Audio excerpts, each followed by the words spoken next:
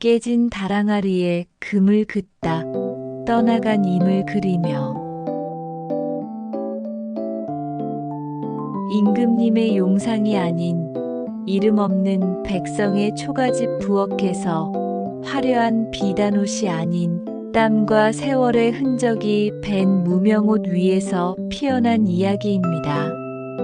조선 한양의 남쪽 볕이 잘 드는 작은 마을에 사람들의 발길이 뜸한 흙담길 끝자락. 그곳에는 여든의 세월을 훌쩍 넘긴 서문평 대감의 작은 기와집이 있었습니다. 그는 이름 앞에 대감이라는 칭호가 붙었지만 그것은 벼슬이 높아서가 아니라 그의 손에서 되살아나는 물건들에 대한 사람들의 존경심이 담긴 호칭이었습니다. 그의 본업은 그릇을 굽는 사기장이었으나 사람들은 그를 마음을 깃는 자라 불렀습니다. 깨지고 부서진 그릇 조각을 가져가면 오칠로 이어붙이고 그 위에 금가루를 그려 넣어 깨지기 전보다 더한 아름다움을 만들어내는 그의 솜씨 때문이었지요. 어느 늦은 봄날 서대감의 살인문 앞에서 한 젊은이가 서성이고 있었습니다. 도화서의 어린 화원 이선우. 그는 어명으로 조선의 장인들이라는 화첩을 만들고 있었으나 어딘가 모르게 그의 그림은 살아있는 혼을 담아내지 못하고 있었습니다. 기술은 정교했으나 마음을 움직이는 힘이 부족했던 것이지요. 고민하던 선우는 시장의 늙은 옹기장수에게서 서대감에 대한 소문을 듣게 됩니다. 그 양반 손에 들어가면 깨진 그릇도 봉황이 되어 나온다지. 허나 성정이 괴팍하여 아무나 만나주지 않을 걸세. 호기심과 오기가 발동한 선우는 며칠을 멀리서 지켜보기만 하다가 마침내 용기를 내어 살인문을 밀고 들어섰습니다. 마당 한쪽의 작은 가마 옆에서 묵묵히 흙을 이기고 있는 노인이 바로 서대감이었습니다. 햇볕에 그을린 얼굴, 깊게 팬 주름, 그리고 흙먼지를 뒤집어 쓴 낡은 작업복. 영락없는 시골의 늙은 옹기장이 모습이었습니다. 어르신, 소문 듣고 찾아왔습니다. 도화서의 화원 이선우라 하옵니다. 서대감은 선우를 흘기 쳐다볼 뿐 손을 멈추지 않았습니다. 그의 시선은 마치 길가의 돌멩이를 보는 듯 무심했습니다. 나는 벼슬아치들과는 할 이야기가 없네. 돌아가게. 어르신의 그 귀한 솜씨를 화폭에 담아 후세에 전하고 싶습니다. 부디 허락하여 주십시오. 내 솜씨가 귀한지 아닌지는 내가 판단하네. 그림으로 남길 만큼 대단한 것도 아니야. 서대감의 목소리는 물기 하나 없이 메마르고 단호했습니다. 선우는 물러설 수밖에 없었습니다. 하지만 그는 포기하지 않았습니다. 다음 날도 그 다음 날도 그는 흙담 너머에서 조용히 서대감의 작업을 지켜보았습니다. 그림을 그리지도 말을 걸지도 않고 그저 묵묵히 지켜볼 뿐이었습니다. 그러던 어느 날 비단옷을 차려입은 양반댁 마님이 깨진 옥비녀를 가지고 와 울상을 지었습니다. 이것은 돌아가신 어머님의 유품이온데 부주의로 그만. 서대감은 깨진 비녀를 받아들고 한참을 말없이 들여다보더니 작은 망치와 끌 그리고 온나무 진액을 가져왔습니다. 그는 부러진 단면을 섬세하게 다듬고 오칠을 여러 번 덧발라 비녀를 이었습니다. 그리고 그 이음매 위에 가느다란 붓으로 금가루를 입혀 마치 원래부터 그 자리에 있었던 것처럼 작은 난초 무늬를 그려 넣었습니다. 깨진 흉터는 세상에 하나뿐인 무늬가 되어 되살아났습니다. 그 모습을 지켜보던 선우는 자신도 모르게 탄성을 내뱉었습니다. 그것은 단순한 수리가 아니었습니다. 상처를 감추는 것이 아니라 그 상처마저 끌어안아 더 깊은 이야기와 아름다움으로 승화시키는 경건한 의식과도 같았습니다. 선우는 그날부터 붓을 들었습니다. 서대감의 얼굴이 아닌 그의 손을 그리기 시작했습니다. 흙을 이기는 손, 깨진 조각을 어루만지는 손, 금가루를 입히는 그의 투박하고 거친 손을 화폭에 담았습니다. 며칠이 지나자 서대감도 흙담 너머의 젊은이를 더는 내치지 않았습니다. 그는 선우가 자신의 작업을 훔쳐보는 것이 아니라 진심으로 이해하려 한다는 것을 느꼈기 때문일 겁니다. 어느 날 서대감이 마당을 쓸고 있는 선우에게 툭 말을 던졌습니다. 점심은 먹었는가? 그것이 시작이었습니다. 선우는 서대감의 작은 작업실에 겸상을 하고 앉을 수 있게 되었습니다. 작업실은 소박했습니다. 한쪽 벽에는 주인을 기다리는 깨진 그릇들이, 다른 쪽에는 새 생명을 얻어 빛나고 있는 그릇들이 놓여 있었습니다. 선우는 그곳에서 수많은 사연들을 만났습니다. 가난한 선비가 혼수품으로 아내에게 주었던 이가 빠진 백자 찻잔. 서대감은 그 빠진 부분을 금으로 메워 마치 작은 초승달이 걸려있는 듯한 모양으로 만들어 주었습니다. 찻잔을 받아든 선비는 덕분에 아내에게 면목이 서게 되었습니다. 이 금빛 달을 보며 초심을 잃지 않겠습니다라며 눈시울을 붉혔습니다. 전쟁터에 나간 아들이 마지막으로 물을 마셨다는 금이 간 사발. 노모는 아들의 유품을 참아 버리지 못하고 가져왔습니다. 서대감은 금이 간 선을 따라 마치 거미줄처럼 섬세하게 금선을 그어주었습니다. 노모는 이 금빛 실을 따라가면 저승에서 우리 아들을 만날 수 있을 것만 가꾸려 하며 사발을 품에 안고 돌아갔습니다. 서대감은 선우에게 툭툭 가르침을 던졌습니다. 사람들은 온전한 것만 아름답다 생각하지.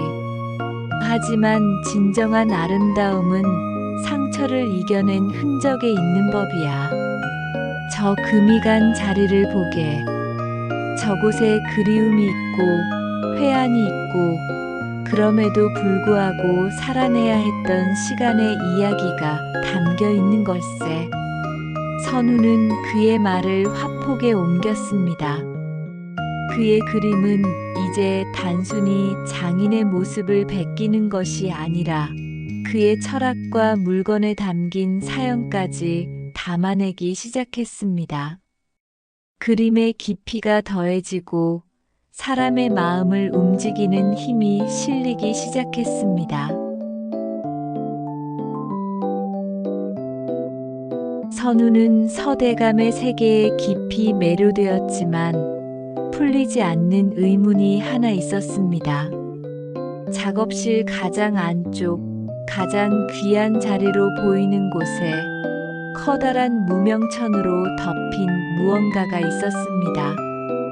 그 위에는 먼지가 소복이 쌓여 아주 오랫동안 그 누구의 손길도 닿지 않았음을 말해주고 있었습니다. 선우는 그것이 서대감의 필생의 역작일 것이라 짐작했습니다. 아마도 임금님께 진상했던 혹은 대단한 권세가의 의뢰를 받은 세상에서 가장 완벽하게 수리된 보물일 것이라고, 언젠가 저 천이 거치는 날 자신의 화첩 마지막을 장식할 최고의 그림을 그릴 수 있으리라 기대했습니다. 그러던 어느 여름날 비가 몹시 내리던 날이었습니다. 서대감은 약초를 구하러 뒷산에 오른다며 집을 나섰습니다. 홀로 작업실을 지키던 선우는 거치지 않는 호기심에 이기지 못하고 마침내 그 덮개로 다가갔습니다. 떨리는 손으로 천을 걷어낸 순간 선우는 숨을 멈췄습니다. 그의 예상과는 전혀 다른 광경이 눈앞에 펼쳐졌습니다. 그 안에는 눈처럼 희고 보름달처럼 둥근 아름다운 다랑아리가 산산조각 난 채 놓여 있었습니다. 날카롭게 깨진 파편들은 마치 그날의 비명이라도 담고 있는 듯 섬뜩했습니다. 그것은 수리되지 않은, 아니, 수리를 포기한 듯한 모습이었습니다. 평생 깨진 것을 이어온 장인이 어째서 이토록 아름다운 백자는 부서진 채로 내버려 두었을까? 선우는 그 사연이 너무나도 궁금했습니다. 그 순간 흠뻑 비에 젖은 서대감이 작업실로 들어섰습니다. 선우와 눈이 마주친 서대감의 얼굴은 삽시간에 굳어졌습니다. 그의 눈빛은 선우가 처음 보는 깊은 슬픔과 분노로 이글거렸습니다. 감히, 내 놈이 감히. 서대감의 손이 부들부들 떨렸습니다. 그는 옆에 있던 작은 항아리 하나를 집어들어 바닥에 내동댕이 쳤습니다. 와장창 날카로운 파열음과 함께 항아리가 산산조각 났습니다. 이것도 고쳐보아라. 깨진 세월도 죽은 사람의 목숨도 내 놈의 붓으로 되살릴 수 있느냐 말이다. 서대감의 절규는 빗소리를 뚫고 선우의 가슴에 비수처럼 꽂혔습니다. 선우는 아무 말도 하지 못한 채 쫓겨나듯 작업실을 뛰쳐나와 쏟아지는 비를 온몸으로 맞아야 했습니다. 선우는 며칠을 알아누웠습니다. 서대감의 그토록 아픈 절규가 귓가를 떠나지 않았습니다. 그는 자신의 경솔함과 예술가로서의 오만이 한 노인의 가장 깊은 상처를 헤집어 놓았음을 깨달았습니다. 몸을 추스른 선우는 그림을 그리는 대신 다랑아리의 사연을 알아보기 시작했습니다. 그는 서대감에게 그릇을 맡겼던 노파를 찾아가 조심스럽게 그날의 일을 털어놓았습니다. 노파는 깊은 한숨을 내쉬며 오래전 이야기를 꺼내놓았습니다. 그 다랑아리는 돌아가신 그 양반 마나님의 혼과도 같은 것이었지. 서대감의 아내 월이는 이름처럼 달을 무척이나 사랑하는 여인이었다고 합니다. 특히 보름달이 뜨는 밤이면 마당에 나와 다랑아리에 정화수를 떠놓고 남편과 가족의 안녕을 빌었다고 합니다. 그 다랑아리는 서대감이 아내를 위해 꼬박 석 달을 공들여 구워낸 그의 인생 최고의 걸작이었습니다. 하지만 행복은 길지 않았습니다. 월이는 아들을 낳은 뒤 산후병으로 시름시름 앓기 시작했습니다. 서대감은 가마에 불을 지피는 대신 아내의 약을 다리며 밤낮으로 간호했습니다. 여보, 제가 없더라도 저 다랑아리를 보며 저를 기억해 주세요. 둥근 보름달처럼 우리 가족의 앞날도 늘 둥글고 밝게 빛나기를. 그것이 아내가 남긴 마지막 말이었습니다. 아내가 숨을 거두던 그 밤, 마치 하늘도 슬퍼하는 듯 거센 비바람이 몰아쳤습니다. 그리고 그 바람에 마루 끝에 놓여있던 다랑아리가 떨어져 산산조각이 나고 말았습니다. 아내의 숨이 멎는 순간과 다랑아리가 깨지는 순간이 같았던 것이지요. 서대감은 아내를 지키지 못했다는 죄책감과 아내의 분신과도 같던 다랑아리마저 깨져버렸다는 절망감에 모든 것을 놓아버렸습니다. 그날 이후 그는 다시는 그릇을 굽지 않았습니다.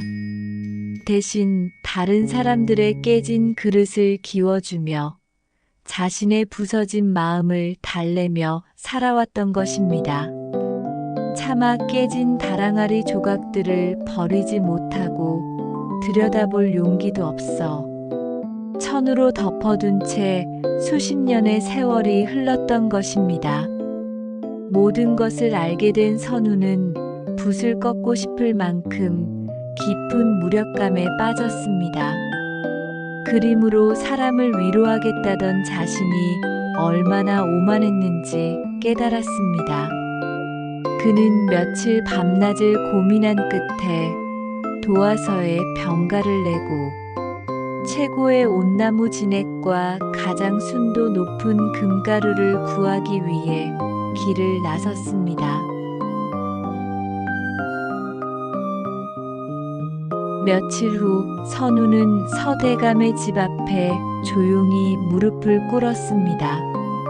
그의 앞에는 최고급 오칠과 금가루가 담긴 상자가 놓여 있었습니다. 어르신, 소인 이선우입니다. 그림을 그리러 온 것이 아닙니다.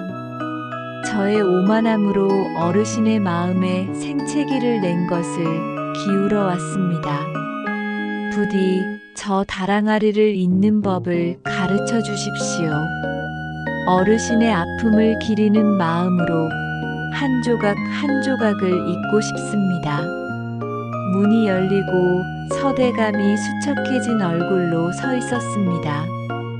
그는 말없이 선우와 그 앞에 상자를 내려다보더니 조용히 고갯짓으로 안으로 들어오라 허락했습니다.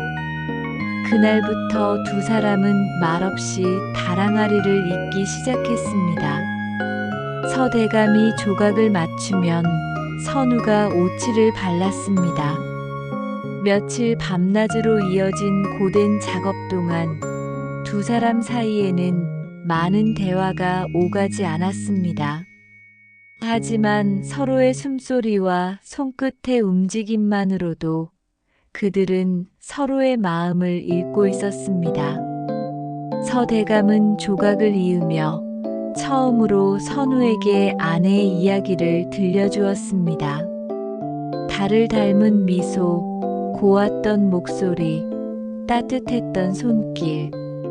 그의 이야기는 더 이상 절규가 아닌 잔잔한 강물 같은 그리움이었습니다. 선우는 그 이야기를 들으며 금가루를 오칠 위에 조심스럽게 입혔습니다. 깨진 조각들 사이로 금빛 강물이 흐르기 시작했습니다. 마침내 마지막 조각이 맞춰지고 마지막 금선이 그어졌습니다. 다랑아리는 다시 둥근 보름달의 모습을 되찾았습니다. 하지만 예전과 같은 모습은 아니었습니다. 희고 매끈했던 표면 위로 수많은 금빛 강물이 흘러가고 있었습니다. 그것은 마치 밤하늘의 은하수 같기도 세월의 상처가 남긴 깊은 주름 같기도 했습니다. 깨지기 전보다 훨씬 더 깊고 고요하고 숭고한 아름다움을 뿜어내고 있었습니다. 그날 밤 보름달이 휘영청 밝았습니다. 서대감과 선우는 마루에 앉아 다랑아리를 바라보았습니다. 달빛을 받은 다랑아리의 금빛 선들이 은은하게 빛나고 있었습니다. 서대감은 다랑아리를 부드럽게 쓰다듬으며 아주 오랜만에 편안한 미소를 지었습니다. 이제야 저 사람이 편히 쉴 수 있겠구먼. 고맙네, 젊은이. 선우는 그제야 붓을 들었습니다. 그는 다랑아리를 그리지 않았습니다. 대신 달빛 아래 앉아 다랑아리를 바라보는 서대감의 뒷모습을 그렸습니다. 모든 것을 이겨내고 비로소 평화를 찾은 노인의 뒷모습. 그 어떤 걸작보다도 더 깊은 울림을 주는 그림이었습니다. 그림의 한쪽에 선우는 작은 글씨로 화제를 적었습니다. 월화정인 마음을 깁는 사람. 훗날 이선우는 당대 최고의 화원이 되었지만 사람들은 그의 가장 위대한 그림으로 바로 이 작품을 꼽았다고 합니다. 기술이 아닌 마음으로 완벽함이 아닌 상처의 아름다움을 그려낸 진정한 걸작이라고 말입니다.